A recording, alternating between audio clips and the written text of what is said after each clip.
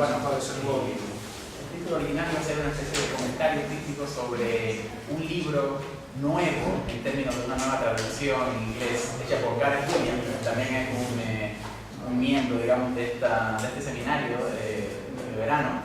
Pero como me enteré hace ya varios meses que ese libro fue traducido acá en España hace ya años, pensé que no era necesario, entonces quería hacer más bien una especie de reducción de algo que estoy trabajando como proyecto más reciente relacionado con el constitucionalismo, poshegemonía y populismo. Y me interesa pensar ahora dentro de cierto debate que hay en el constitucionalismo norteamericano. Me imagino que debe existir también en otros contextos, sobre todo europeos, pero que yo desconozco. Así que sí me van a perdonar, digamos, la especificidad contextual que traigo, ¿no? Y tiene que ver con el Estado, o lo que se llama el Estado administrativo, ¿no? Es lo que espero comentar un poco. Y el problema de la legitimidad o el debate alrededor de la legitimidad del Estado administrativo, ¿no? Entonces, en realidad el ensayo que he escrito, que es muy largo y quiero resumir en unas 7 u 8 premisas o puntos claves, siguiendo el consejo de Jack, es comenzar con una imagen que me parece que me da mi punto de partida, ¿no? Que es una imagen que es mínima en la correspondencia entre Koyev y Schmitt del año 55, cuando Koyev le dice algo un poco curioso y risueño quizás a Schmitt, que es: están hablando del orden legal mundial, le dice, yo soy optimista y tengo razón de serlo porque he visto una imagen, no le dice imagen, he visto el símbolo de Molotov con un sombrero de cowboy. Entonces, en la edición más o menos del inglés, el editor dice, no tengo idea realmente a qué se refiere, ¿no? Pero si uno hace una búsqueda mínima, en realidad se refiere a que Molotov, el diplomático estalinista, ¿verdad? En el año 55 hizo una pequeña gira por Estados Unidos y paró en la capital del estado de Wyoming y se compró, le regalaron un sombrero de cowboy, ¿no? Entonces, Koyev sentía una especie de paz, ¿no? Lo que él llamaba domingo sabático al contemplar eso, ¿no? Que para mí es una quizás metonimia de la administración, ¿no? Lo que él pensaba que iba a ser la política o el fin de la política en el fin de la historia, ¿no? Schmitt le responde que él no está de acuerdo con eso, ¿no? Y me parece que José Luis ha mostrado con insistencia realmente importante cómo Schmitt mantuvo el concepto de enemigo y la persistencia en el derecho, ¿no? Incluso en sus últimos años, ¿no? Entonces obviamente a Schmitt no le interesaba ningún tipo de humanidad abstracta basada en esta felicidad básica. Mi pregunta entonces, a partir de esta imagen, a partir del Estado, si tomamos la premisa del Estado administrativo, ¿quién tiene la razón hoy en día? ¿Koyev, es decir, ha ganado la administración, o Schmitt ha ganado una especie de derecho, de tener derecho al enemigo? Bueno, mi premisa básica o mi hipótesis, que no es contundente aún, es que Koyev ha ganado, es decir, la administración se ha consolidado, al menos en el derecho público norteamericano, pero no en términos de Koyev, sino sobre las bases de Schmitt. Es decir, que el propio derecho, la propia evolución del derecho norteamericano ha recaído sobre la total abnegación hacia el Estado administrativo. Entonces, ¿por qué me interesa el Estado administrativo? Bueno, también me interesa porque me parece que es el punto ciego o uno de los flancos que el pensamiento liberal constitucional no asume.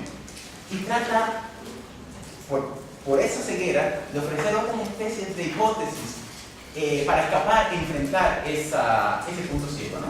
Quizás marcaría 3, ¿no? Por ejemplo, una sería lo que pudiéramos llamar la tiranofobia, ¿no? Que ahora mismo en Estados Unidos está muy de moda, ¿verdad? O sea, pensar que Trump puede socavar el Estado de Derecho en Estados Unidos cuando posiblemente de aquí a 4 años vamos a ver el Estado administrativo consolidándose aún más, a pesar del propio Trump. El segundo es una especie de aún, ya sea impaz, lamento o consuelo en el centralismo de la Corte, como algo que aún puede ser en la famosa expresión de Ronald Dworkin, ¿verdad? Que tiene ese libro sobre el imperio del derecho, que aún puede ofrecer legitimidad para el derecho público, ¿no? Pero como veremos, eso es hoy en día casi una quimera. Y Y quizás otro de los factores no importantes para comprender el Estado administrativo es el propio gobierno hoy en día, digamos, del impasse, de lo que yo llamaría el populismo paradójico de Trump, ¿no? Que se resume en la paradoja en estos dos principios, ¿no? Que articulan su agenda, digamos, su agenda conceptual política, ¿no? Que es, por un lado, destruir el Estado administrativo, ¿no? Como ha dicho uno de sus voceros. Por el otro lado, de construir, ¿no? Y muchas personas en el campo de las humanidades han querido atacar a Derrida con esa expresión, y bueno, eso es un poco más vulgar, pero me parece a mí que por un lado de construir el Estado administrativo y por el otro retener o poner restricciones a las tarifas de los mercados internacionales, ¿no? Me parece que esa ambigüedad, ¿no? Es una especie de paradoja populista, porque no se puede hacer las dos cosas a la misma. Pero finalmente, ¿qué es el Estado administrativo? Bueno, muchas veces se le equipara con una estructura regulatoria, ¿verdad? A veces se le puede llamar en los estudios politológicos como un Estado regulatorio o también una burocracia. Pero me gustaría sugerir que es en realidad más que eso, ¿no? Como decía, me parece que la premisa básica es que el Estado administrativo es la evolución del derecho hacia su propia abnegación, es decir, hacia su renuncia voluntaria. Esto obviamente es un hecho, digamos, de una duración larga, histórica, y que de alguna manera para los constitucionalistas originalistas en Estados Unidos es un gran problema, porque, por ejemplo, podemos pensar no solamente en los Founding Fathers, sino en la reflexión, no voy a leer la cita, pero que hace Tocqueville en Democracia en América, donde una de las cosas que celebra justamente de América es esa especie de federación comunitaria con mínima burocracia, ¿no? Hoy pudiéramos hablar al revés, ¿no? De una especie de comunidad mínima y una burocracia total, ¿no? Para que se den una idea, ¿no? Esto es solamente un dato, ¿no? Hace 1933 anotaba uno de los decanos de la Escuela de Derecho de Harvard, que es también uno de los profetas, se le llama, ¿no? Profetas del Estado administrativo, James Landy, anotaba que había 12 agencias federales en 1933. Hoy en día se calculan alrededor de 450, si no más, ¿no? Pero en realidad ese no es un problema, no es una cuestión numérica, ¿no? Sino la cuestión que ha sido es que a través de una serie de precedentes, ¿no? De la Corte Suprema o de las Cortes de circuito menor, ¿no? Ha habido una especie de despliegue hacia la negación. Entonces todo el mundo, o todos los constitucionalistas, tienen una especie de fecha desde la cual pueden apuntar de dónde hubo una especie de traición hacia la división de poderes, ¿no? Hacia el Estado, hacia la Constitución original, ¿no? Entonces hablan, por ejemplo, de la creación de la Comisión del Interestatal del Comercio ya en 1880, o el caso que por primera vez dio el derecho a que las agencias pudieran legislar, que fue en 1937, en un caso relacionado con pescadores, o el caso más relevante y más quizás alarmante para las personas que cuestionan la legitimidad del Estado administrativo fue el caso de Chevron de 1984, donde se le dio a las agencias el poder ya de interpretar sus propios estatutos en la medida en que son ambiguos, ¿no? No sé cuánto tiempo tengo, pero me tengo realmente un minuto, lo cual es casi ya imposible, ¿no? Pero solamente quería quizás terminar o decir que más importante que las personas o los funcionarios que buscan deconstruir el Estado administrativo, como Steve Bannon, que quizás lo que buscan es quedarse dentro de el Estado administrativo mismo, en la medida en que lo que buscan es desregular las prácticas macroeconómicas de ese Estado, ¿no? Y de las regulaciones estatales a manos de corporaciones privadas, ¿no? Ha habido un cambio en el debate que ha sido recientemente cuestionar ya no la cuestión de la macroeconomía o de la economía política, sino la raíz misma de su legitimidad.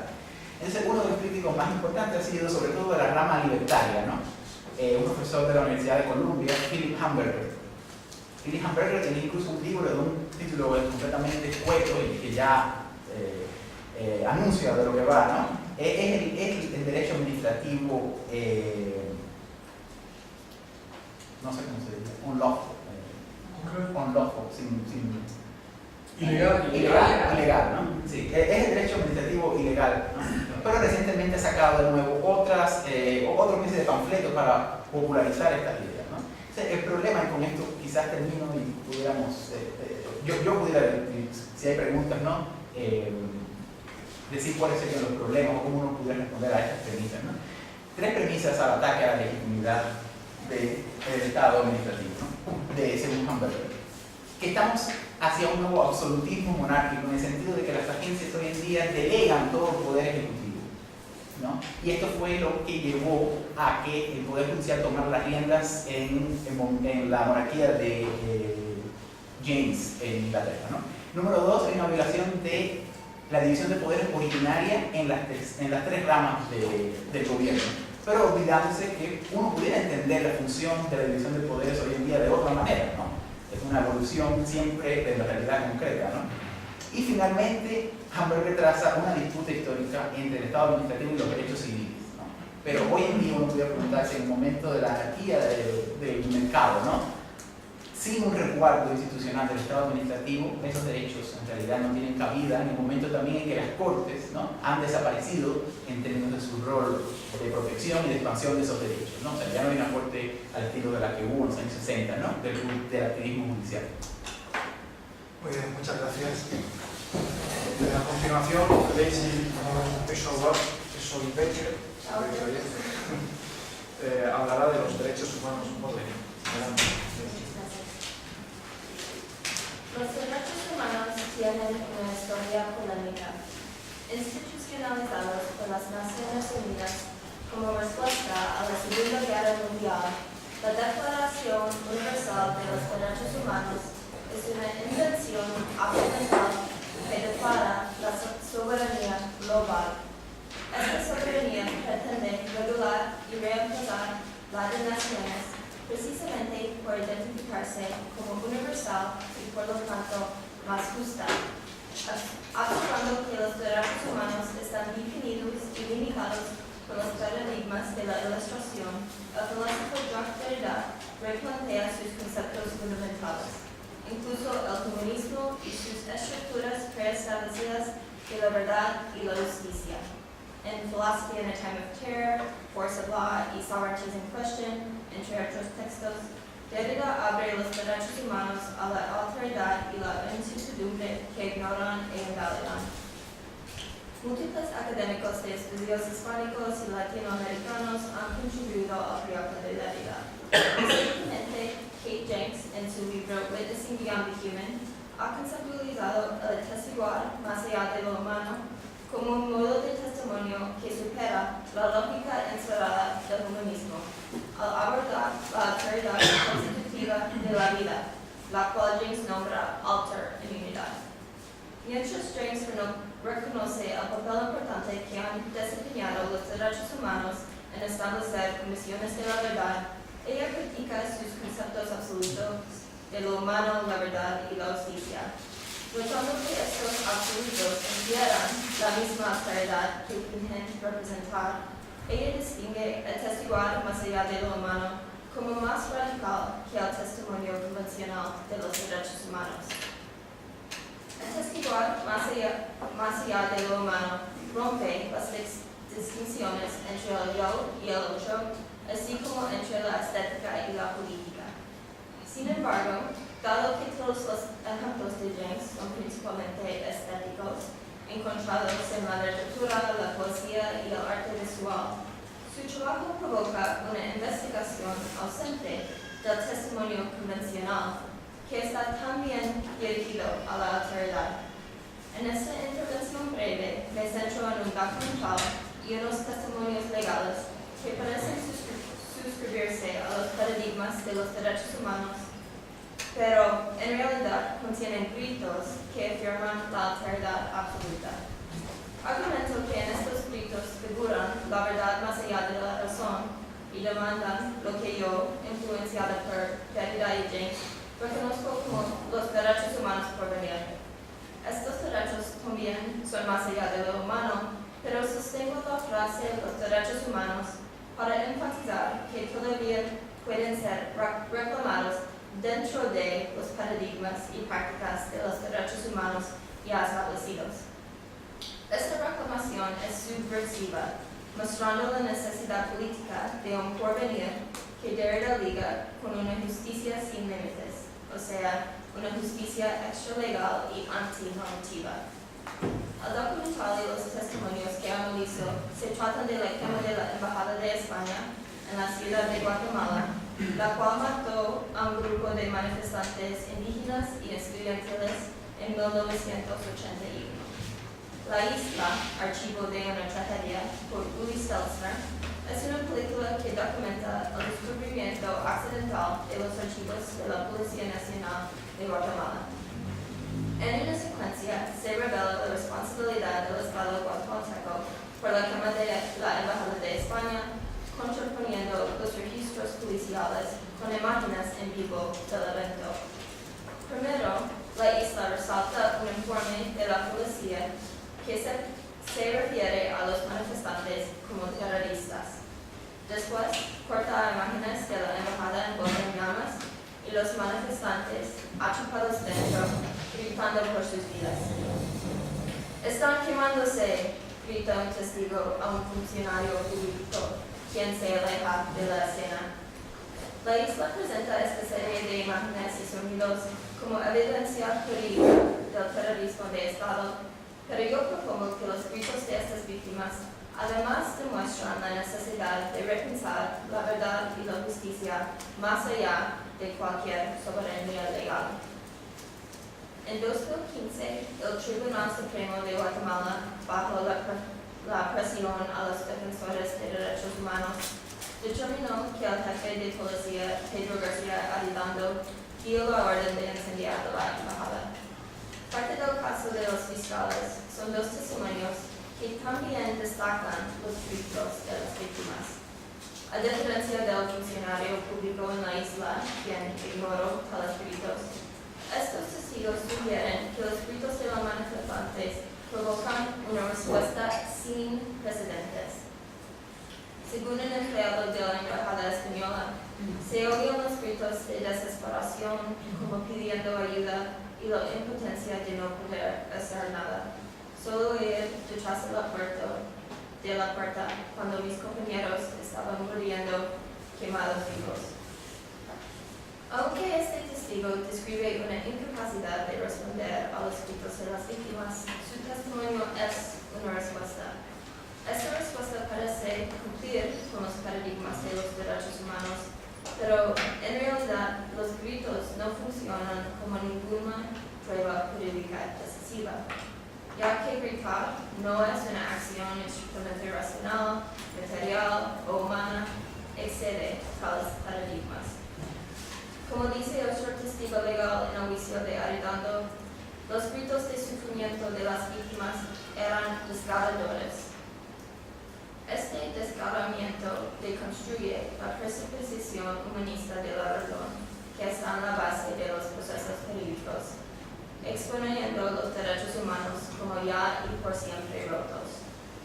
Como argumentan Derrida y James, estos derechos no cuidan ni controlan todo lo que pretenden, porque imponen nociones limitadas y por lo tanto excluyentes de lo humano, la verdad y la justicia.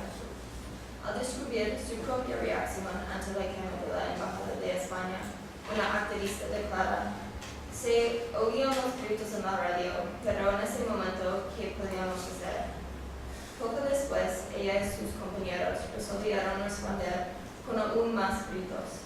En sus palabras, y así lo gritábamos: más represión, más organización. Al contrario, yo me digo que gritar resiste a su propia organización y comprensión, así reclamando los derechos humanos por venir. Para Derrida, el porvenir no está en el pasado ni en el futuro, sino en una apertura omnipresente hacia la alteridad, incluso hacia otra política y otra justicia. Los derechos humanos por venir exigen mucho más que la justicia legal, la cual en este caso está reducida a la mera convicción de Arredondo. Según Derrida, una boca abierta es como una herida que no se cierra. permaneciendo siempre abierta al otro que la condiciona y la evade a la vez. Así, los gritos apuntan a los derechos humanos por venir y demandan lo que Derrida llama la justicia sin límites. Esta justicia no comienza y termina con ninguna soberanía legal, solo depende de una responsabilidad también sin límites, la cual es inherente en cada oportunidad de afirmar y proteger la alteridad como posibilidad jurídica misma. Aquí los gritos de las víctimas muestran que tal oportunidad está siempre presente, aún incluso en el testimonio convencional de los derechos humanos. Muchas gracias. Te ha sobrado un minuto. Si quieres decir algo en este minuto, te ha sobrado un minuto. Debe ser bastante sorprendente. Muchas gracias, Bessie, por ese minuto. A continuación, intervendrá Andrea Mosquera con el título de La homogeneidad identitaria de Carl Schmitt frente a una igualdad humana general. Andrea, cuando quieras. Bueno, yo para ajustarme a estos estrictos 10 minutos, a ver si lo logro, lo que pensé era concentrarme en algo muy concreto a partir del texto que fue traducido de Carl Schmitt como los fundamentos histórico-espirituales del parlamentarismo en su situación actual. Concretamente en su prefacio a la segunda edición, texto que creo que nos obliga a tomar en consideración varios términos que parecen en principio bastante cercanos y semejantes, como son los de identidad, igualdad y homogeneidad, y que pretendo mostrar que Schmitt confunde y usa indistintamente. Es decir, que realiza una especie de transición silenciosa desde el concepto de igualdad al de identidad, precisamente porque confunde estos términos.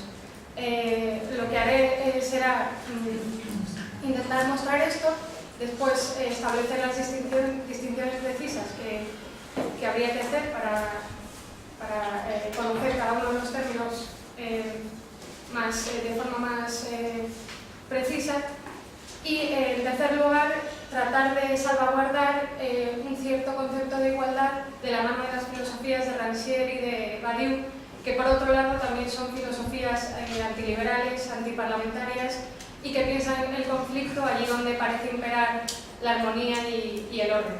Entonces parto de una frase de Schmitt que dice: toda auténtica democracia estriba no solo en que lo igual sea tratado como igual, sino que como una consecuencia inevitable suya, lo desigual no sea tratado de manera igual.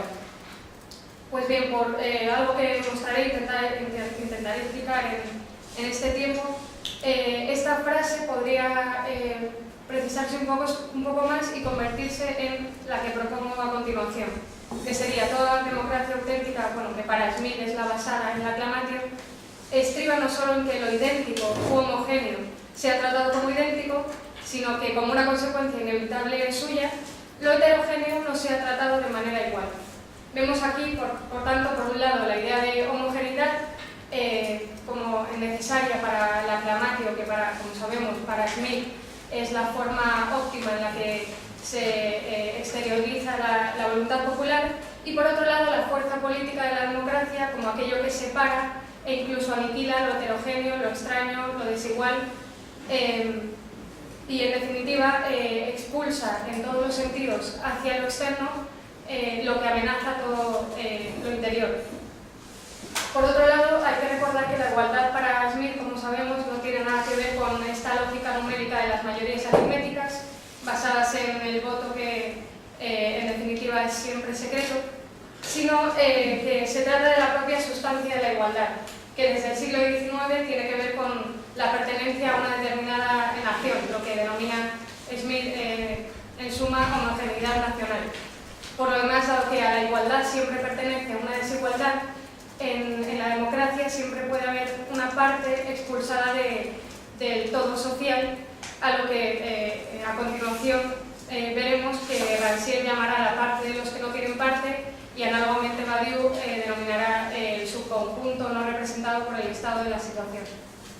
Tenemos, por tanto, por un lado, homogeneidad o igualdad sustancial y democrática en un determinado territorio, y por otro lado, la democracia de la humanidad, es decir, de los seres humanos en general, que cuentan con idénticos derechos y que es una idea propia del liberalismo, individualista y humanitario, puesto que para Smith los seres humanos en la esfera de lo político no pueden nunca relacionarse entre sí de manera abstracta, sino que siempre sus relaciones tienen que estar encuadradas en categorías políticas. No es posible abstraer de lo político lo que es propio de esta esfera, dejando únicamente lo que sería la igualdad humana en general. Además, una igualdad humana así sería una igualdad indiferente, puesto que no contaría con el correlato de la desigualdad. La democracia smithiana, entonces, en suma, es la del pueblo homogéneo, y una vez que se ha hecho homogéneo el pueblo, es cuando se puede realizar una identificación entre gobernados y gobernantes. Una identificación que para Smith nunca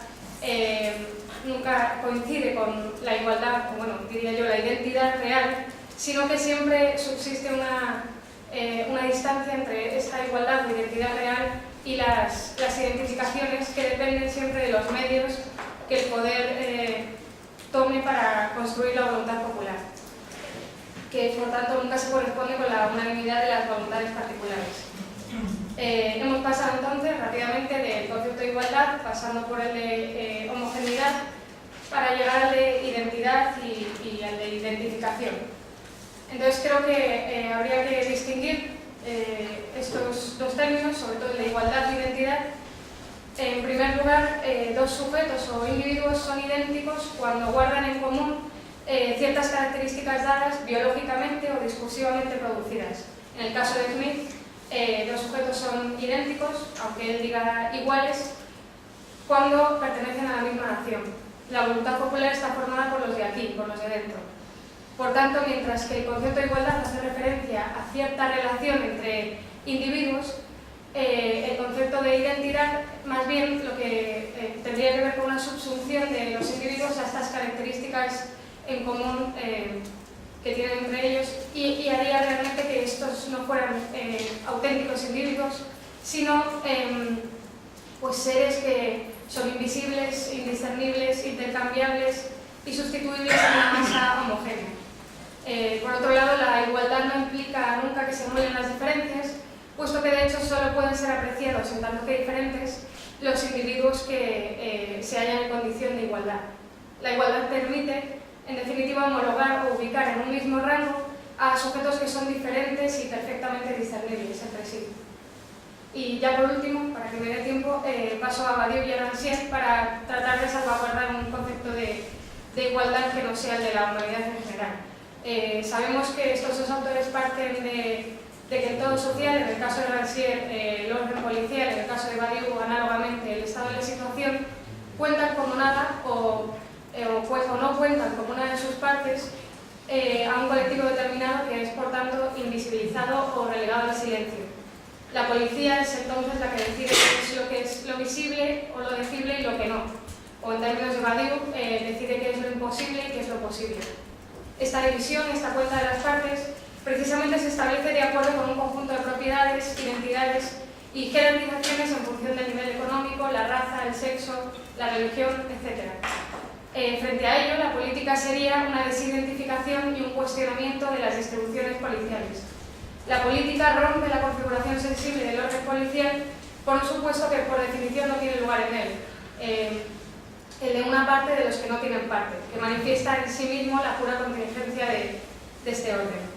Hay política entonces precisamente porque hay una cuenta errónea fundamental, que pone en manifiesto así la distorsión o contradicción entre dos mundos alojados en uno solo, o entre dos lógicas heterogéneas y además inconmensurables, que serían, por un lado, como hemos visto, la lógica policial, que atribuye una determinada identidad y posición a cada una de las partes de la sociedad, y por otro lado, la lógica denominada por Rancière igualitaria o democrática, que lo que hace es cuestionar tales identidades y funciones establecidas.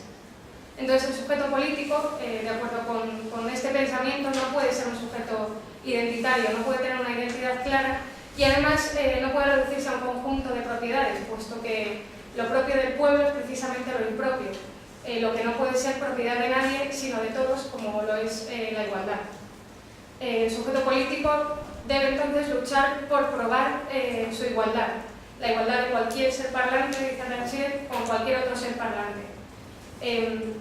Este principio de igualdad es una condición no política o prepolítica de la política, un supuesto o presupuesto universal, que se ejerce, se prueba, se discierne, se verifica en lo desigual o la falla, en el vacío o en lo no contado.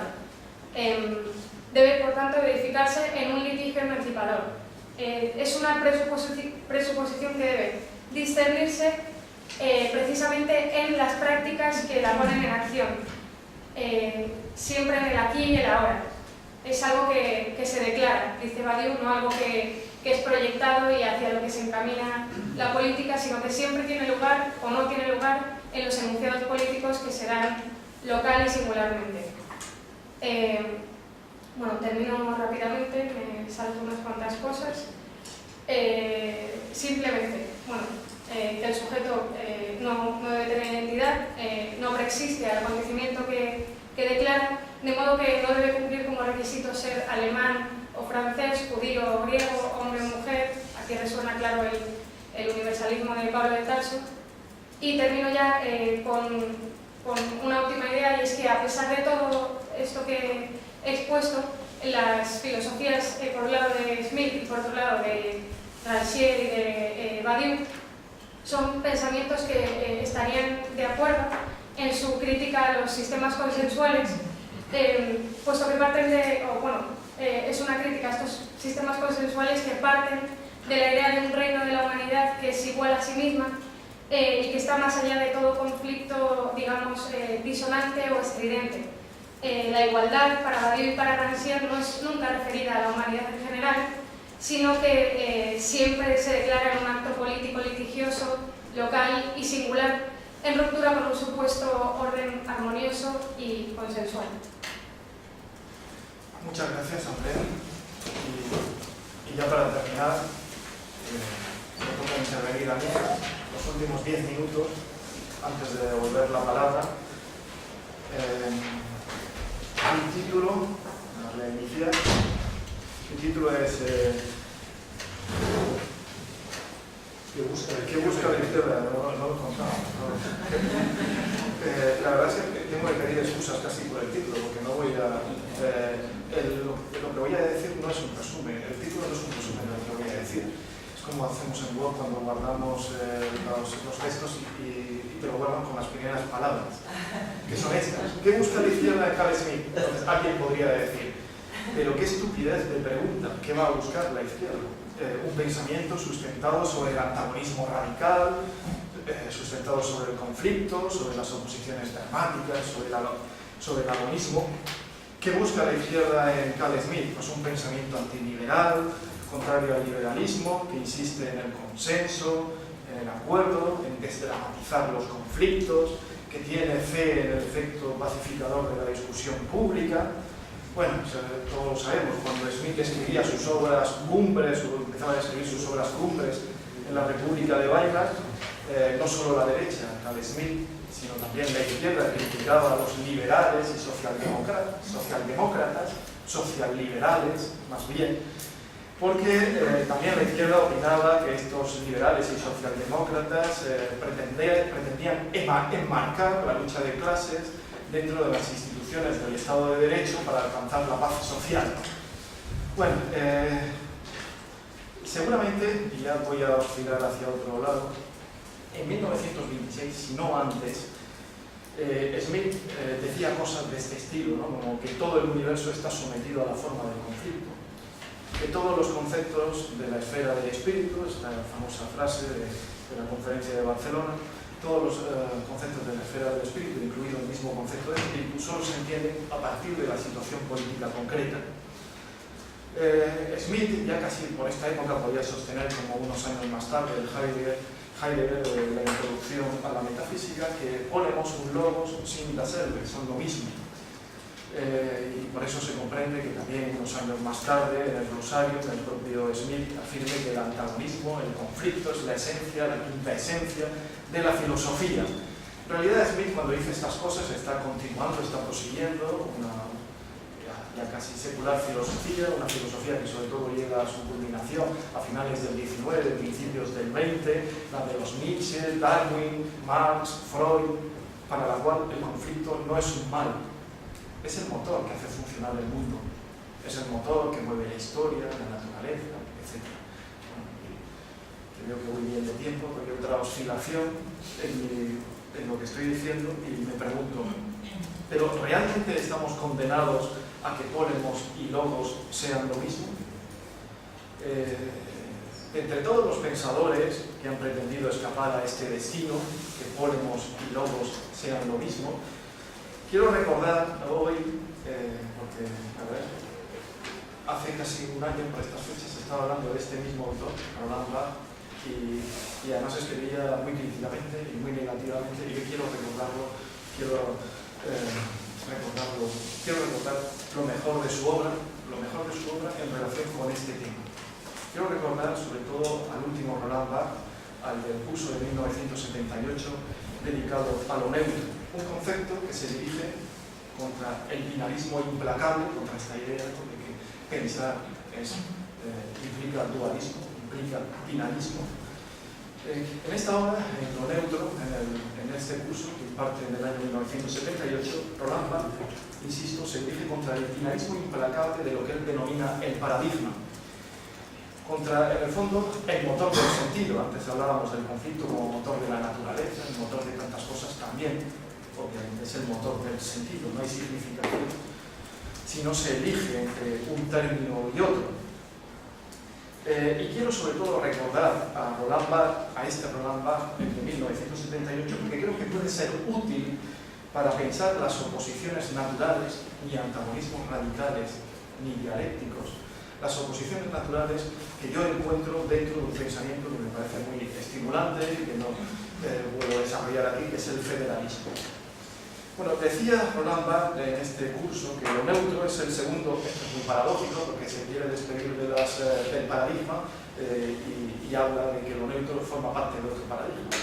Lo neutro es el segundo término de un nuevo paradigma en el que la violencia, el combate, la victoria, el teatro, la arrogancia es el término pleno y el otro término es este, lo neutro.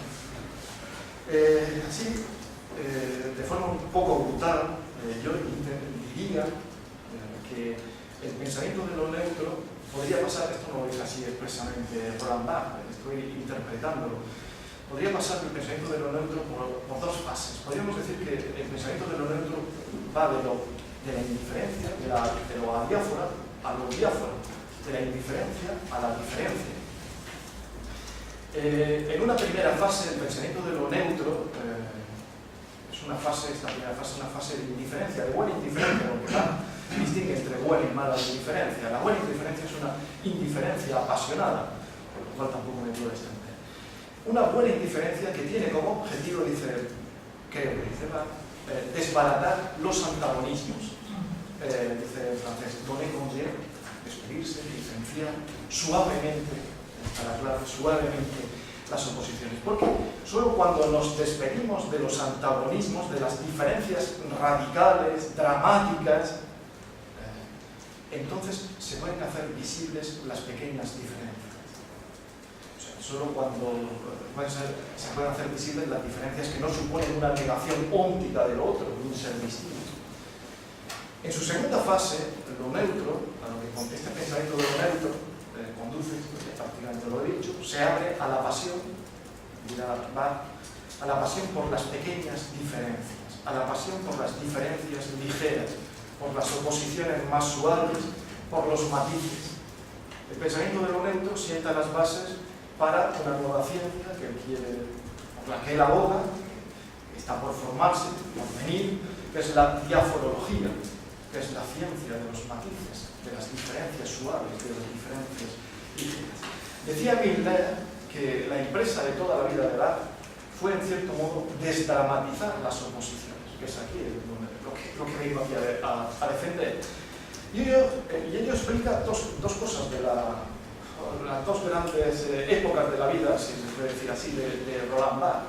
Ello explica, en primer lugar, que acoja la teoría del signo en detrimento de la dialéctica, que estaba tan en boga cuando era joven Roland Barthes, porque para Barthes la dialéctica lo que hace es de las oposiciones un drama en el sentido griego, de lo irreconciliable, de la incompatibilidad entre la tesis y la antítesis. Deben hacer una acción que siempre toma la forma de una lucha a muerte que ha de culminar que ha de tener como desenlace la síntesis, que es a lo que Carl Smith denominaba neutralidad, por otra parte. Ello explica también este intento por desdramatizar las oposiciones. Su segunda deriva, ya al final de su vida, cuando se despide del estructuralismo, cuando se despide de la teoría del signo, porque considera que es inútil la teoría del signo para aprehender los matices que permiten iluminar las cualidades sensibles de las cosas, las cuales, o en definitiva, porque la teoría del signo es inútil para lograr esta nueva ciencia que es la diaforología. Y termino con un par de preguntas. Me pregunto, al terminar, sobre lo que resultaría si aplicáramos la ciencia de los matices, la diaforología a lo político. Obviamente deberíamos dejar atrás la lógica de las oposiciones dramáticas, de los antagonismos radicales, que es la lógica que está detrás de la soberanía y sobre todo del poder constituyente, que tan importante es para el pensamiento de la izquierda, obviamente.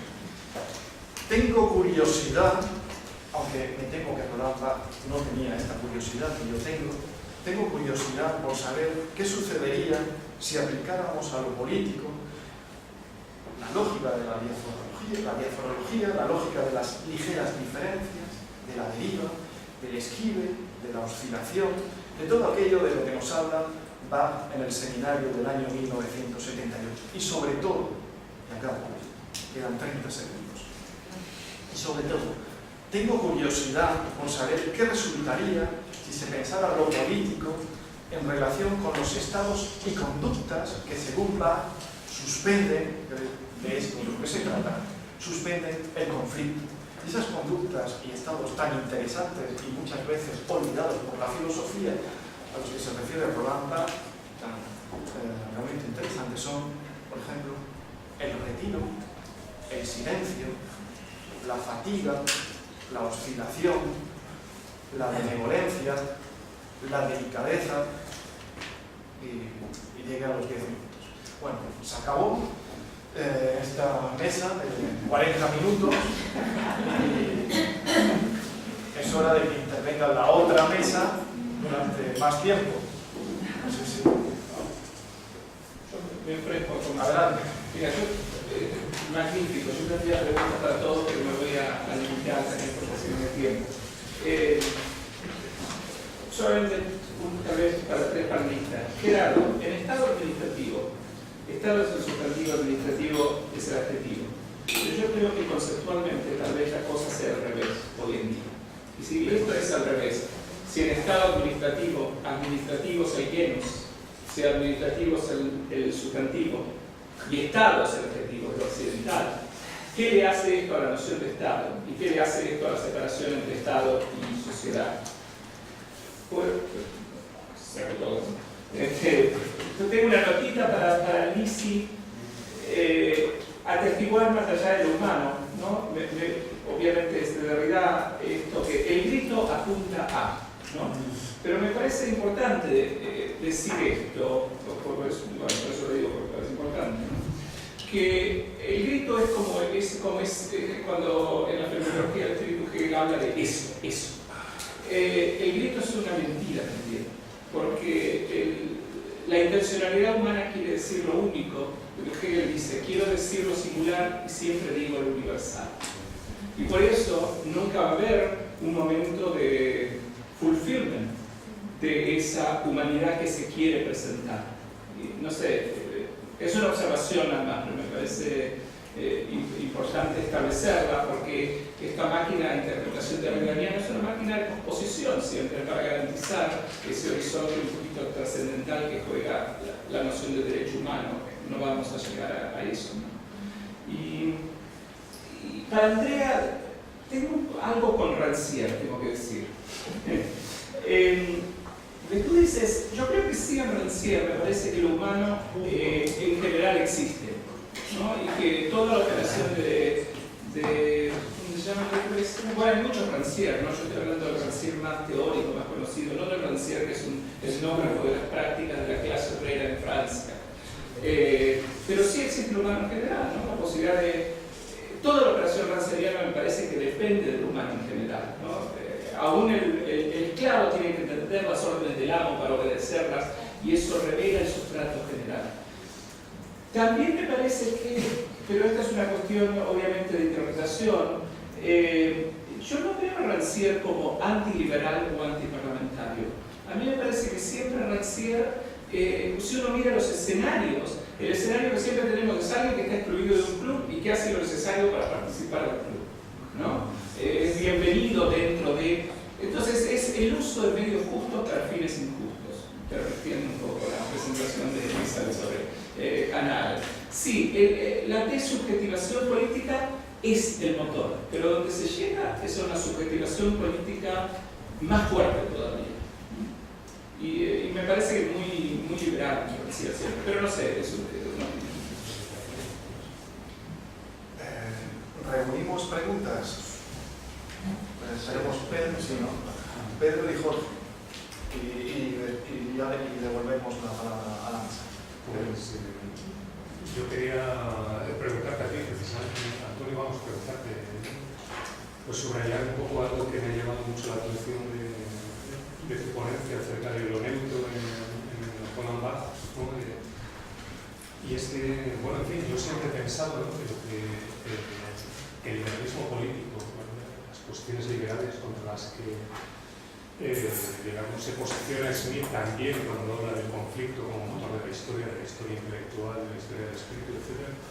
Pues, en realidad lo que estaban buscando, es decir, no eran antagónicas respecto al pensamiento de Smith porque no quisiesen, digamos, neutralizar la polémica que según Smith, es decir, el combate, la lucha, el antagonismo que mueve la historia, mueve la política, etc., sino que lo que pretendían era precisamente que esa polémica, ese antagonismo no fuese cancelado nunca, de una discusión sin fin. Pues mi pregunta es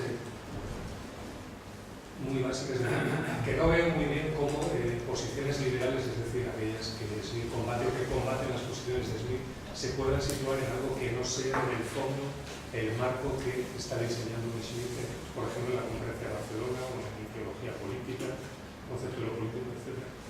Pero mi pregunta, vamos a ver, ¿cómo puede Roland Barthes, ¿no?, dedicarse a la crítica literaria, por ejemplo, tratando de buscar siempre algo que sea neutro, que sea ajeno a la polémica, que sea ajeno al antagonismo, que sea, es decir, cómo se puede ejercer un pensamiento que sea crítico, es decir, verdadero pensamiento, al margen del antagonismo, es decir, al margen de la violencia teórica? Jorge.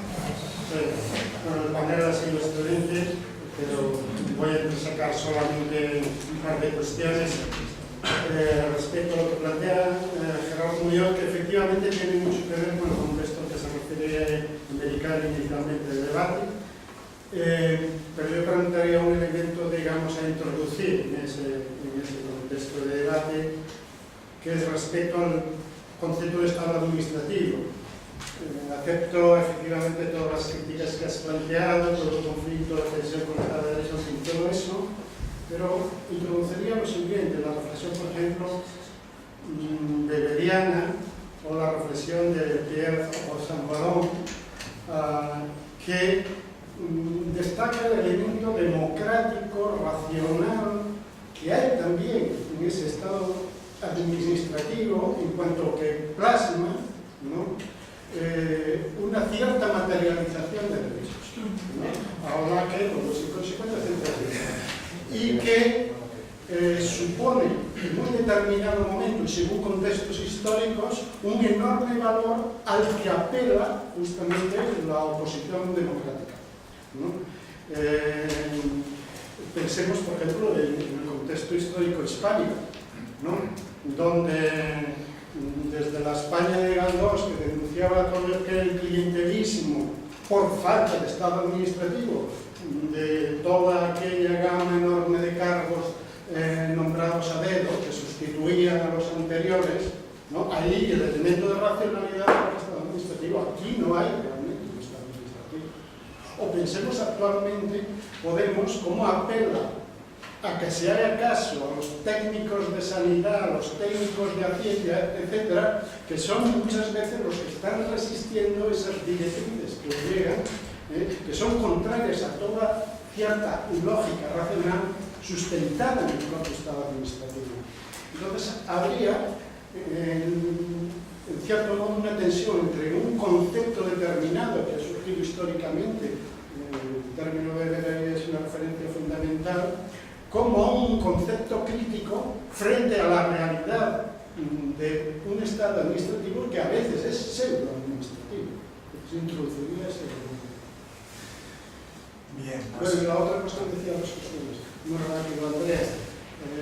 Totalmente de acuerdo, me parece excelente la diferencia, identidad, igualdad, homogeneidad. Solo plantearía, no hay en la reivindicación de los derechos a la diferencia, hoy día, hablo de un contexto muy concreto, una coagulación identitaria de la apelación al derecho a la diferencia. No sé si necesito aclaración. En realidad hay una afirmación identitaria de lo que aparece como diferencia, que luego se cierra un tanto totalitariamente hacia adentro del grupo reivindicativo y se protege hacia afuera, claramente, ¿no? Y, por ejemplo, en el sentido de Rancière, cuando habla de la igualdad de los seres parlantes, que se transforma en esa coagulación del derecho a la diferencia, una desigualdad, porque no son de los seres parlantes, sino de los seres parlantes en tal lengua y en no tal otra. Bien, pues devolvemos la palabra a esta mesa. Hay 4 palabras más pedidas, pero las dejamos para la siguiente ronda. Adelante. Sí. Bueno, primero, Jorge, claro, no pude desarrollar mi crítica a lo que sería la crítica a la legitimidad del Estado administrativo por gente como Hans Berger, ¿no? Pero obviamente yo no pienso, o sea, yo tendría que haber hecho esas dos clarificaciones, ¿no? Que yo no pienso que el Estado administrativo se deba posicionar, se deba poner sobre la mesa como un fin metapolítico, ¿no? Como algo a conseguir primero, sino lo que digo es que tomarlo en serio, si uno quiere, por ejemplo, pensar una dinámica o una reinvención de la democracia, ¿no? En el caso, por lo menos, de Estados Unidos, ¿no? Entonces me parece que las metapolíticas contemporáneas, ¿no? Que basan justamente en una crítica del concepto sin la realidad material institucional, ¿no? Como también decía Alfonso, pierde de vista siempre un tejido que está ahí, ¿no? Que está ahí y que no tiene nada que ver con la irracionalidad. Al contrario, yo utilicé esa palabra, ¿no? De que es un proceso de abnegación, es decir, que voluntariamente el imperio del derecho, en manos, como dice Dworkin, de los jueces como príncipes de la ley, han adjudicado su poder hacia, o han delegado su poder hacia expertos en cada esfera del saber, ¿no? Entonces es un proceso irreversible, sobre todo si uno tiene en cuenta el tipo de argumentación en contra del Estado administrativo, ¿no? Que es un poco, como se dice en esa expresión en inglés, ¿no? Self-defeating, ¿no? O sea, que ya es derrotista, porque vamos a volver mágicamente a la concepción originalista de la división de poderes de Madison o de Montesquieu. Pero bueno, lo que habría que decir es que incluso, vamos a decir que mágicamente se pudiera volver al momento originario de la división de poderes, eso llevaría a la creación de un Estado administrativo, ¿no? Entonces, para mí lo que está en juego en esto, que no tengo elaborado, ¿no? Es, un poco como eso respondo a la pregunta de Horacio también, ¿no? Es hasta qué punto, justamente en el momento del fin del Estado, de la forma Estado como forma de comprensión, el Estado administrativo aparece como una nueva reinvención parcial de la división de poderes, ¿no? Me ha ayudado a pensar, es un poco un magnífico texto de José Luis que habla sobre poderes de compensación, pero tú hablas, ¿no? Como algo que pudiera emerger, claro, José Luis no lo desarrolla en relación con el Estado administrativo, ¿no? Pero la idea es pensar poderes de compensación después del fin del cateco, ¿no? Entonces me interesa eso, ¿no? Me interesa también pensar, porque, bueno, no quiero extenderme mucho, pero una de las maneras en que el constitucionalismo americano, que no quiere que no quiere pactar con la posición liberal de desentenderse del Estado administrativo, es adoptar justamente una posición schmittiana, que es decir, bueno, nuestro derecho administrativo es schmittiano porque siempre está en excepción, porque el presidencialismo está contenido en su copertenencia con el Estado administrativo. Ahora, a mí me interesaría más pensar, ¿no?, por la línea de una renovación de la división de poderes y por los supuestos de qué significa la delegación, ¿no? La delegación justamente para controlar ese absoluto de la realidad que impone el capitalismo, ¿no? Que un poco, yo creo que una de las tesis que avanza Blumenberg ayer al comienzo del libro sobre el mito también, ¿no? Cómo contener ese absolutismo de la realidad, ¿no? Entonces quizás Hamburger, que habla de absolutismo del Estado administrativo, es él en realidad que es el absolutista, porque quiere justamente destruir las instituciones, ¿no?, el Estado administrativo que logra mediar eso, ¿no?, a partir de las esferas de saber, ¿no? Porque uno no quiere que un juez tome la decisión sobre qué función de agua potable hay, ¿no?, o se necesita esta comunidad.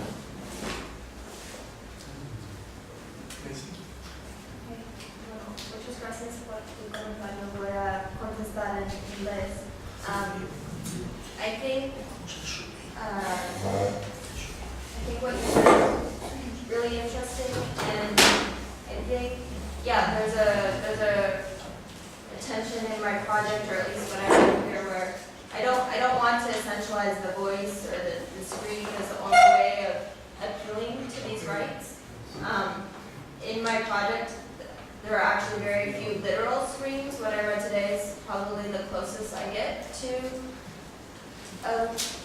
what might be considered a literal scream, though. But even like when I'm quoting the testimonies, it's the word scream. It's not an actual scream. There is an actual recording of screaming in the documentary, which I would say is the closest I get. So I mean, this it's like the word that Jacques was using, patch, and I think screaming might be best described as something like that in terms of something that marks a presence or would seem to mark the presence of a human subject, but instead covers an absence. Or I think for me, at least in my project, though there's the risk of essentializing the screen, I'm trying to avoid it by using it in a more figurative way. And also, I think the difficulty of responding to this screen, or of recognizing it, complicates that possibility as well. But yeah, there is that risk of universalizing or essentializing. Sí, puedo hacer algo muy corto. Creo que mi punto era que toda ética más allá de lo humano está condenado a recuperar la figura del humano, lo cual no me parece mal en principio. Simplemente, más allá de lo humano indica un origen que es impasable, porque está puesto el origen. Pero también ese grito de this en inglés, esto es un agujero también, no es solamente ¿no? Es un agujero, ¿no? Entonces el grito es un agujero, no solamente una expresión, es un agujero, y creo que eso es lo interesante de Hegel, ¿no? Porque es un agujero tanto en lo singular como en lo universal al mismo tiempo. Y ahí está lo humano, quizás. Perdón, yo quiero decir solo algo respecto de esto, un ratito. Creo que el punto no es el grito, sino el testimonio del grito. No es el grito, es la experiencia del grito. La única manera de no volver a lo humano, a una ética de lo humano, es fijarse en el testimonio y en la respuesta. ¿Sí? No en el grito, ni siquiera como abertura del término. O quizás estaba pensando, incluso hay como una tensión entre lo inteligible y lo no inteligible que se va a cabo. No en el grito, ni tampoco en un grito figurativo, sino en ciertos gritos figurativos, ¿no? Porque tampoco podemos universalizar cada instancia de un grito figurativo, son todos diferentes. O sea, hay varios ejemplos que diste, pero que también expone algo propio del lenguaje, o sea, no del grito, sino del lenguaje. O sea, el grito figurativo puede exponer algo que está en el lenguaje y más allá del lenguaje al mismo tiempo. Es una experiencia, y eso va Es su experiencia. Es la experiencia. Sí, ¿puedo añadir algo sobre lo mismo? No, pero también, sobre todo si uno lo mira un poco de otro lado, ¿no? Francis Bacon, ¿no? El grito es la relación hueso-carne, ¿no? Y esa relación hueso-carne, claro, abre una dimensión que, por decirlo así, te corta para cualquier relación fenomenológica, ¿no? con el grito, porque lo que está, bueno, la lectura que hace de Les, por lo menos, ¿no? De esa relación, tomando mucho, digamos, de las entrevistas, de las conversaciones de Bacon. Pero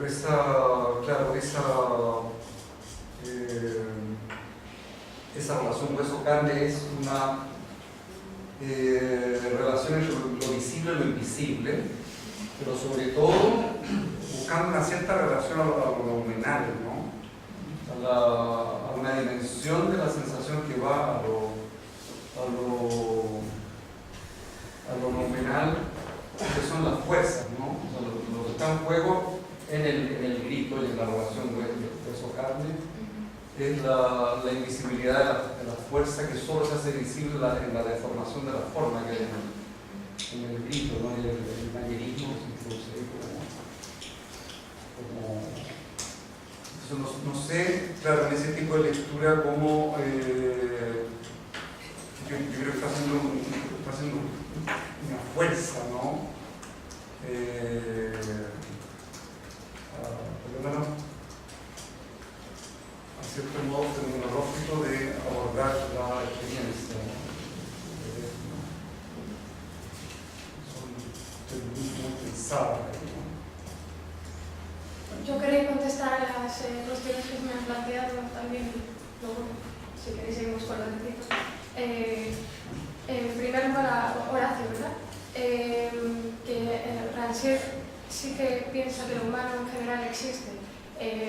Yo es que pienso que no, porque lo universal en Rancière siempre está singularizado, o al revés, lo singular o un singular aparece en el espacio público reclamándose como perteneciente a lo universal, mostrando una falla o mostrando que no se lo está teniendo en cuenta.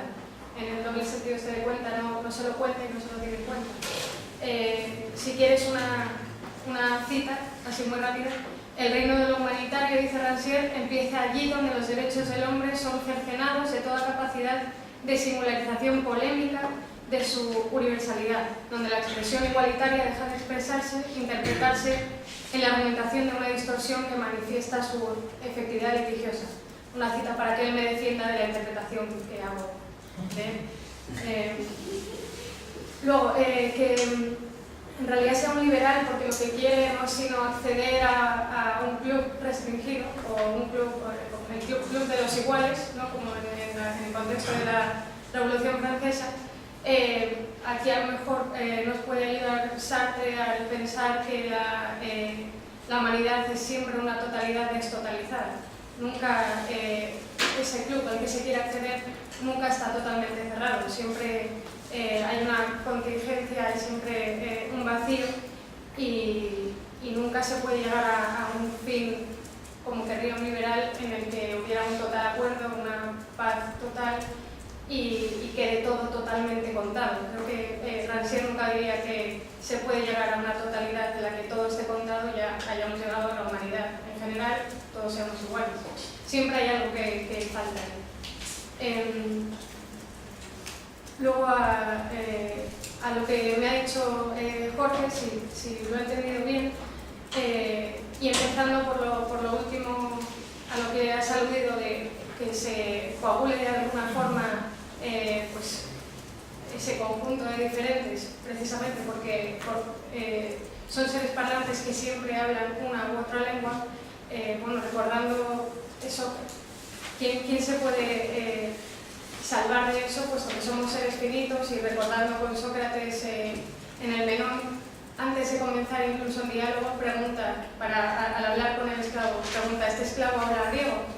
obviamente todos, en tanto que seres humanos, hablamos una u otra lengua, pero Rancière no se refiere, o nunca el sujeto político es, ni tampoco en Badiou, este ser humano que habla esta u otra lengua, sino un ser parlante en general. A lo mejor ahí verías tú, Horacio, esta idea de humanidad en general.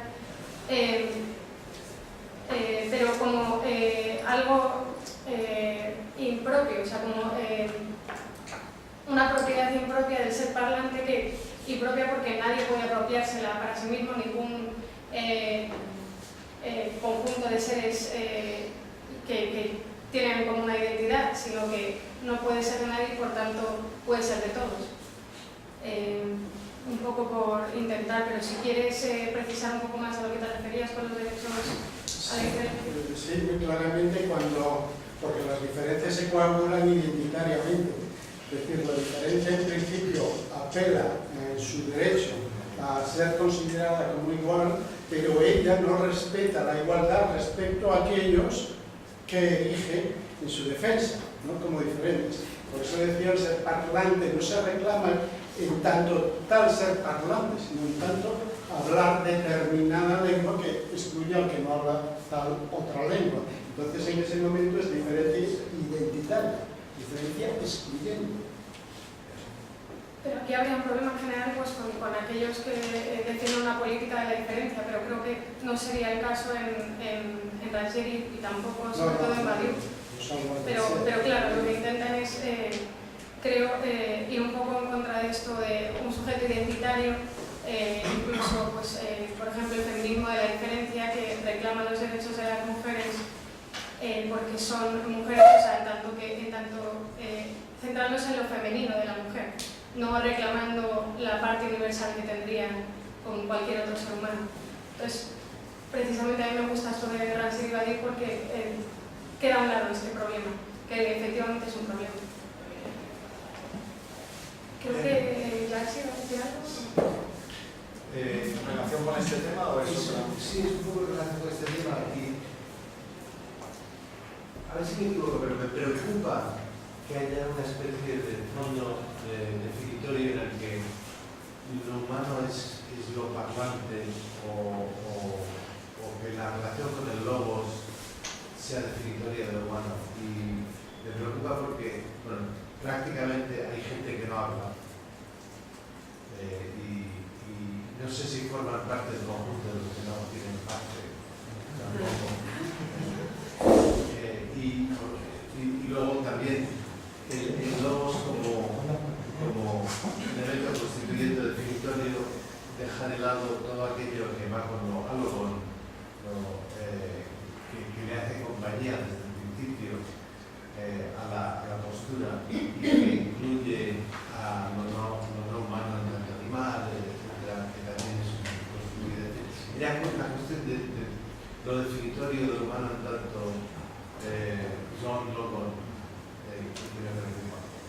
bueno, Rancière comienza problematizando esta distinción entre phoné y logos. Entonces, creo que no se quedaría tanto en la parte de logos, sino que todo lo que en cada momento es definido como grito, como ruido, como lo que no es lógico, no es logos, tendría que ser tenido en cuenta. Habría que ver, claro, hasta dónde llega esa problematización y si incluso algo podría ser reivindicado. Y si no, pues lo definitorio de lo humano, nada. Y nos devuelve la pregunta de los derechos humanos. Bien, antes de devolver de nuevo la palabra, hay 4 palabras, como decía, contesto rápidamente a mi amigo Pedro, que en correspondencia con mis 10 minutos. Sí, claro, es verdad lo que dices. Sí. Yo he hablado de este Roland Barthes de su última época, de los últimos, tiene poco que ver, ¿no? Esta propuesta, esta bagatela que he hecho, esta propuesta tiene poco que ver con lo que es la crítica literaria, con el agonismo literario, claro. En realidad, quizá para lo que se veía estas cosas es para pensar un poco la policía. más que para pensar lo político, ¿no? Lo político, poder constituyente, soberanía, conflictos, pero la policía no importa, la policía es el estado administrativo, y bueno, por lo menos esto no lo hace mal, lo manipula, ¿no? Pero ¿por qué no utilizar, por qué los filósofos no debemos interesarnos por la policía y por estas oposiciones suaves, tenemos que convivir, la convivencia no implica aceptar la diferencia y en cierto modo no tener que elegir no tener que caer en el paradigma, no tener que elegir. Y en cierto modo yo creo que la administración del ser humano también pasa por aquí, no tener que elegir, por aceptar estas diferencias, estas oposiciones, por naturalizarlas. Bueno, pero si me permites una cosa, es que ha salido varias veces en la discusión y es esencialmente a propósito de la posición, ¿no? Digamos, liberal, que se ha dicho varias veces que acabaría con la polémica, con el conflicto. Yo creo, lo podríamos discutir, pero yo creo que es precisamente esta posición que lo que quiere es no acabar nunca con el conflicto, pero no pasar a mayores. Es decir, que el conflicto sea lo más parecido a lo neutro según Marx en que sea posible. Es decir, una posición smithiana es efectivamente aquella que pide acabar, sea como sea, el soberano smithiano es aquel que acaba con toda posibilidad de conflicto, es decir, que dicta lo que... Pero no estoy seguro de eso. Yo creo que Roland Barthes sea liberal y que este pensamiento sea un pensamiento liberal. Porque frente al pensamiento liberal, el acuerdo, del consenso, de la homogeneidad, etc., aquí lo que estaba defendiendo era un pensamiento de la diferencia. Devuelvo la palabra a primero José Luis Villacaña, Willy Taller y John Carañas. Son las cuatro, no hay ninguna mano más pedida y acabamos, ¿no? Porque ¿a qué hora debe acabar esto? Hace 3 minutos. Bueno, pero hemos empezado un cuarto de hora más tarde a las 2. Bien, pues José Luis, adelante. Sí, me ha interesado mucho la intervención de Fernando. Y la pregunta que tengo es, va en la línea, en cierto modo, de lo que ha dicho Horacio, de la sustantividad del proceso administrativo y la poca relevancia del Estado ahí, ¿no? En cierto modo podemos decir que ese proceso, podemos decir que la diferencia fundamental en el presente respecto del momento crucial en el que se da el Estado administrativo y fracasa el Estado administrativo, que es la República de Weimar, reside en que, a diferencia de la República de Weimar, que intenta hacer un Estado administrativo dentro de un contexto de luchas de imperios, en la situación actual, lo administrativo, por llamarlo así, lo administrativo excede con mucho la dimensión del Estado. Si uno va a los grandes tratados internacionales de comercio que están ahora encima de la mesa, se encuentra no solo que todos los legisladores, ¿no?, haciendo oídos sordos a Kant y a toda su parentela, han tenido que firmar un acuerdo estrictísimo de confidencialidad. Por eso no sabemos de qué van los tratados realmente. Todos los legisladores han tenido que firmar algo completamente contrario a la justicia de la ley, un compromiso de confidencialidad, sino que además, al parecer, dentro de esos tratados internacionales, lo fundamental es que la previsión de conflictos no están encargados a jueces, no están encargados a agencias oficiales, no están encargados a poderes, sino que están encargados a comisiones de mediadores de expertos. Esto es específico del Estado administrativo, solo que ya, naturalmente, constituyendo una administración verdaderamente mundial, ¿no? En este sentido,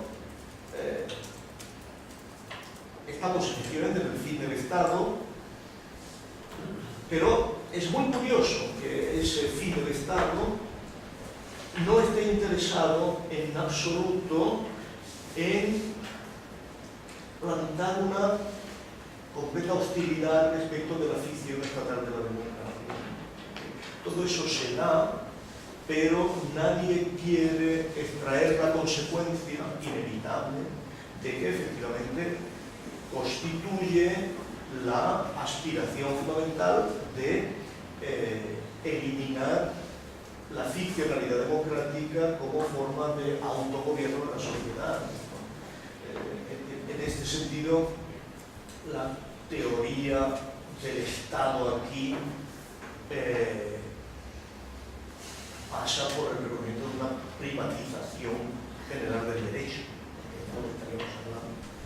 Una privatización general del derecho que posiblemente sea completamente necesaria para el triunfo real de la privatización universal del capitalismo. El capitalismo puede pensar que solo si privatiza el derecho está en condiciones de cerrar el círculo de su dominación. Y por lo tanto, la cuestión aquí es ¿qué significa Estado? ¿Qué significa Estado en el sentido tradicional? Y bueno, el problema que plantea Antonio, me imagino que también será una ficción, ¿no? Esto es, ver lo neutro no tanto como el final de un proceso de neutralización, sino como un proceso de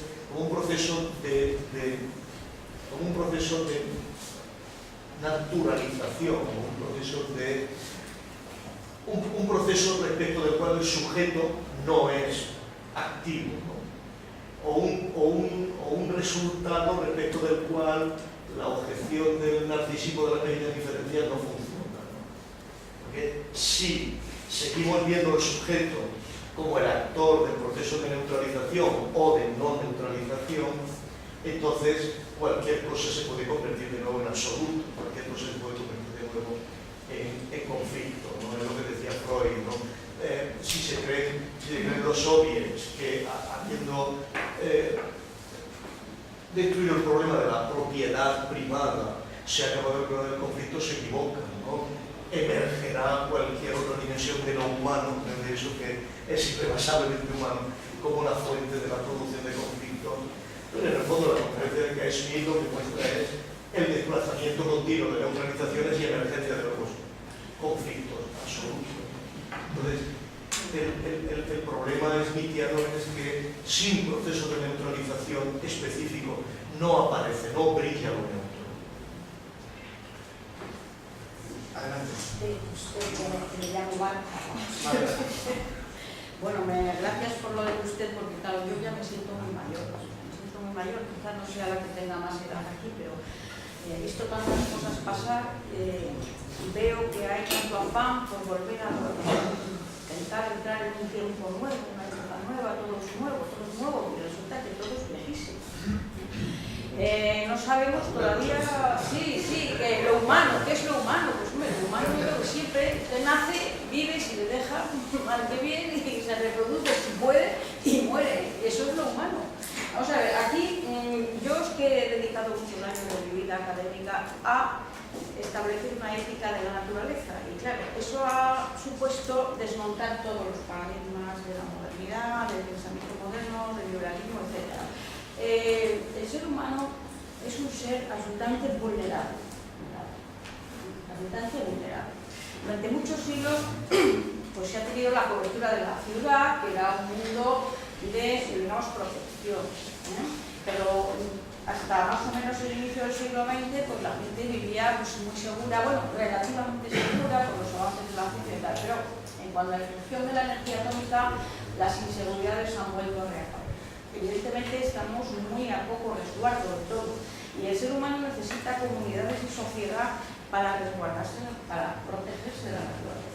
No se puede hacer absolutamente nada si no se vive y no se mantiene en una sociedad. Absolutamente nada, porque se vive y se muere en el otro. También se muere en el otro. Por tanto, hay muchos aspectos del ser humano y la vida del ser humano siempre está delimitada por la vida del otro, para bien y para mal. Y ese concepto yo aquí veo que muchas discusiones de la política siguen en ese marco de hacer una discusión intrahumana permanentemente, pero no hay una apertura. Entonces, el ser humano solamente tiene necesidad de asociarse para dos cosas. Primero, para continuar la vida de la especie, porque si no te asocias, pues evidentemente pasa el tiempo y se cumple que te mueres y no tienes descendencia y que esto se acaba. Y para poder llevar adelante ese proyecto de vida, que es lo único que a todos nos interesa, es lo único que a todos, ese es el interés fundamental de todo, de la política, de la economía, de todo, es la pura supervivencia, es así. Yo estoy sorprendida porque ahora se piensa que no hay casi democracia, yo realmente no lo veo así. Quizá a lo mejor no lo había antes, que no había esas redes sociales, esos sistemas de comunicación que hay ahora, pero inmediatamente ahora un gobierno se puede tambalear hacia un lado u otro simplemente. No es tan fácil, sí, es claro, porque el problema es que la estabilidad, los problemas de los físicos, de la supervivencia, que son mantener una mínima estabilidad, pues son muy complicados, son muy complejos. Entonces, claro, de nada nos sirve a veces meternos en estos líos de que si soy idéntico, igual o equivalente, cuando a lo mejor al día siguiente yo me levanto y ya no soy ni siquiera idéntico a mí mismo de hace 4 horas. Es decir, que esto es un galimatías, es decir, que la potencia de interrelaciones a nivel numérico es tan espantosa y esto no se podría sustentar si no hacemos un poco a Guillermo de Ockham y sacamos aquí la navaja y simplificamos, porque es que la vida humana, aunque no lo creamos, es absolutamente, necesita simplicidad. Sí, ya voy a la pregunta. Es que como usted antes no me ha dejado decir lo de la física, pero vamos, que me parece bien, pero que yo creo que ya habría también un poco que dar una cierta apertura a estos conceptos y no venir ahora ya siquiera a dudar de lo que es lo humano, porque lo humano, pues mire, yo a lo mejor ya soy muy mayor, pero yo sé en qué consiste lo humano, la finitud y la racionalidad, y ya con eso termino. Muy bien, Willy, por favor. Yo creo que, claro, una de las frases, ¿no?, que estaba en la ponencia con Antonio, ¿no?, es bueno, la cosa de la suspensión del conflicto. ¿Qué ocurriría si tendríamos? Es el conflicto central, de eso estamos hablando, ¿no? O sea, el problema es la suspensión de la centralidad del conflicto, de la centralización de los conflictos. O sea, los conflictos, claro, eso lo va a suspender nunca, ¿no? El asunto es el gobierno o la centralización de los conflictos. Claro, eso abre. No, simplemente pensé, si todo es conflicto, si hay algo más que no sea conflicto, si hay maneras de relacionarnos, incluso dentro del ámbito de lo político, hay soluciones que no pasan por el conflicto. O todo es conflicto, desde luego desde el punto de vista de Carl Smith, y que acepta una buena parte de la izquierda, dice que sí.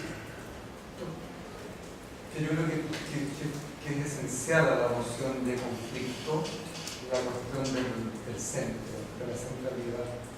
Si quitas la noción del centro ya no hay te abren a otra cosa. A lo mejor podría llamarlo publicidad o cierto tipo de estasis, distintas formas de estasis, pero el conflicto central es un gobierno, ¿no?, de la publicidad, un gobierno de los conflictos. Creo que la cuestión de la unidad va con la noción de qué ocurre si eso se suspende, ¿no? Pero si puedo decir una palabra, tanto la posición de Carl Smith como la posición de la izquierda más radical es precisamente buscar los medios para terminar definitivamente, es decir, una filosofía teleológica de la historia para acabar con el conflicto. Creo, para acabar con el conflicto, para acabar con el conflicto que define hasta este momento el político. Porque tienen un pensamiento metapolítico. incluso metahistórico, porque piensa en la posibilidad de un final de la historia. Exactamente. Que no haya conflicto. Ya se detiene el mundo porque no hay conflicto, pero es porque hay metahistoria, metapolítica en este pensamiento. Pero en la medida que haya política habrá conflicto. John, ya acabamos. Sí, tengo dos cosas. La primera era que, era la cosa que no entendí muy bien, creo que, pero hay una lógica de la neutralidad. Es decir, hay una lógica de la neutralidad. Es decir, el bar. Lo pregunto porque me interesa, porque vine aquí para... Y entonces aquí, en esta mesa, encontré muchas cosas que me están interesando mucho, pero que no entendí muy bien. Si hay una lógica de la neutralidad, una lógica social de la neutralidad. Y lo otro era solamente en relación con lo que decía José Luis, pero que quizás tendrá algo que ver con esto. Es claro que estaba pensando que esta privatización del derecho, obviamente se legisla, entonces se legisla y se administra la privatización, y siempre ha sido así, y eso es lo que llamamos, o hemos llamado el neoliberalismo en ese sentido. Entonces es precisamente un trabajo de reconfiguración en ese sentido. Y yo me pregunto si esto es una lógica de neutralización. Bueno, en realidad, Gerardo, y no sé si queréis decir también el resto de la mesa, pero Gerardo, lo de la privatización del derecho creo que estaba dirigido especialmente a ti. Adelante. No, me parece que, o sea, habría ahí dos fuerzas, ¿no? Por un lado habría una dimensión de la privatización del Estado administrativo o la función administrativa de esa expropiación en una fuerza, digamos, exterior, ¿no? En las relaciones internacionales. Pero, por ejemplo, a mí me cuesta trabajo ver que, y ahí es donde le hago una pregunta quizás para seguir en otro momento, ¿no? La cuestión interna del Estado administrativo en la función del derecho, ¿no? Que me parece que ahí toma distancia de la privatización, porque en la medida en que haya, digamos, a lo mejor un federalismo que pluralice ese conflicto, ¿no? O un conflicto central, entonces, por ejemplo, el trabajo que están haciendo ahora las clínicas o el trabajo de abogados a nivel interestatal en Estados Unidos en este momento es función del Estado administrativo. O sea, que tiene esa polivalencia de administración quizás, bueno, también interna, pero mayormente externa, pero una especie de delegación que hace de contrapeso a un momento autoritario central como de Trump en este momento, ¿no? Por eso que es interesante, y estoy completamente de acuerdo, ¿no? Es interesante ver hoy en día a los republicanos queriendo imponer el verosímil de Estado o de la presencia vertical hamiltoniana, ¿no? Cuando tradicionalmente ellos son los que deberían estar a favor de los derechos federalistas de los estados, ¿no? Pero buscan justamente ese verosímil. Entonces mi pregunta sería, ¿no? ¿Hay posibilidad para el federalismo hoy en día en este contexto? Yo sé que mencionaste eso en la entrevista con Pablo Iglesias, pero no me quedó claro si dijiste que no o que sí, que ya no hay posibilidad. O el federalismo es solamente reactivo, es como poner partes, ¿no? Pero yo no... La pregunta, ¿cómo quedamos así?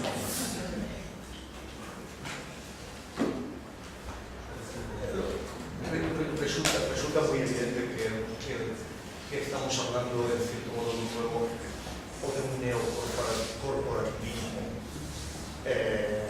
Las agencias estatales en estos momentos claramente están resistiendo y podemos decir que están trabajando a favor de la división del poder. Pero el problema es, como todo el neocorporativismo, que se olvida de toda totalización del derecho. Desde ese punto de vista, claro que tendrá que haber una lógica federal de algún modo, pero ya esa lógica federal tiene que haber abandonado con toda claridad la sistematicidad de la lógica de la soberanía. Ineludiblemente. Vamos a una situación respecto del derecho que se parece mucho a lo que sucede después de 4 siglos de corporativismo medieval, ¿no? Con un caos de agencias, con un caos de legislación, con un caos de actores, con una imposibilidad de ejercer ninguna autoridad pública, ningún tipo de regulación respecto de esto. Y posiblemente esa sea la entropía que puede acabar produciendo el neoliberalismo. No cabe pensar en una agencia central que esté con de regular, ¿no? Todo ese entramado de autopoiesis jurídica, puesto que todas esas agencias van a intentar interpretar el derecho desde ellas mismas. Sí, Andrea, ¿queréis decir algo? Yo quería intentar contestar un poco a Pedro Lomba sobre el conflicto, acerca del conflicto. Y es que, bueno, yo no estaría tan segura de que Badiou, sobre todo, encaje en un marxismo ortodoxo que es el fin de la historia, sino que siempre continuaría requiriéndose una intervención fiel al acontecimiento, que continúe las discusiones, incluso en sus primeros textos más maoístas dentro del partido, o una vez se acabe con el enemigo principal. Yo no tengo tan claro que piense que haya un fin de la política y por tanto del conflicto. Y por otra parte, que el liberalismo sí que piense el conflicto también me parece problemático, porque es cierto que no quiere un conflicto que estalle máximamente y que desemboque en un totalitarismo, que efectivamente sería el fin de cualquier conflicto, pero lo que hace es mitigar el conflicto, reconducirlo a lo aceptable y lo permisible dentro de la situación capital parlamentaria. Entonces, precisamente no sería conflicto por eso, porque intenta mitigarlo en el sentido en el que Rancière define a la parapolítica. Reconducirlo a las normas y las reglas. Que los liberales parlamentarios sean los que, digamos, como dice Galeston, nos llaman los eternos discutidores. Son los eternos polemistas. Y esto es lo que le pone enfermo a Galeston. Es decir, lo que dice que tiene que terminar. Porque no se toma ninguna decisión si se discute, si se polemiza eternamente. Pero una discusión eterna es la que no... o sea, es una discusión entre opiniones, pero no realmente conflictiva. Bueno, gracias a Dios, claro. O sea, intercambiar representaciones y no puñetazos. No sé. La clase discutidora, Pedro, es discutidora porque, al saberse representación de la nación, puede decir cualquier cosa sin que el conflicto sea fundamental. Sí, pero estamos hablando de este tipo de cosas. Sí, del concepto discutivo, ¿no? Bueno, además piensan que de la discusión se puede extraer la verdad, ¿no? Que es otro conflicto. Escribía bueno, y para lo que es sobre esta cuestión. Sí. Que cortemos, pero brevemente para que cortemos cabeza. Son las 2, un minuto para contestar telegráficamente a José Luis, Willy y yo. Lo neutro es muy distinto de la neutralidad. No tengo tiempo para desarrollar esto, pero precisamente lo neutro lo he intentado así mostrar como que la neutralidad es la consecuencia inevitable del conflicto, pues siempre el resultado es la neutralidad y el movimiento de la historia es el mueres. En cierto modo, en la conferencia del 29, esta filosofía de la historia que expone Carl Smith tiene que ver con esto que usaba el conflicto central. En el fondo es un conflicto que está describiendo cuál es el conflicto central en cada momento histórico y va cambiando ese conflicto central, ¿no? Y obviamente lo importante, lo que mueve la historia es precisamente el hecho de que haya un conflicto central. Si no hubiera conflictos centrales, difícilmente se podría hablar de movimiento de la historia, de paso de épocas históricas.